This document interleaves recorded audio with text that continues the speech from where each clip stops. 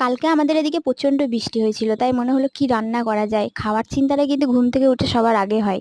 তাই ঠিক করলাম তাহলে বর্ষা যখন করছে আর প্রচন্ড সকাল থেকে এত বৃষ্টি হচ্ছে যে ঘর থেকে বেরোতেই পারিনি, সেই জন্য ঠিক করলাম মাংসের ঝোল ভাত করা যাক।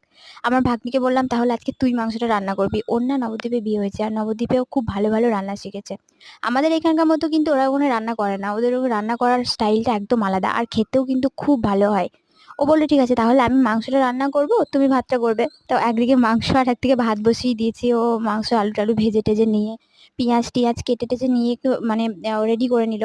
আর আমি এদিকে ভাতটা করছি। আর প্রচন্ড বৃষ্টি পড়ছে বাইরে, তো দেখালাম তোমাদের, দেখলে কত জোর বৃষ্টি পড়ছে, একদম বৃষ্টি থামার কোনো নামই নেই, সকাল থেকে হচ্ছে। বিছানা থেকে উঠে দেখছি বৃষ্টি আর বৃষ্টি।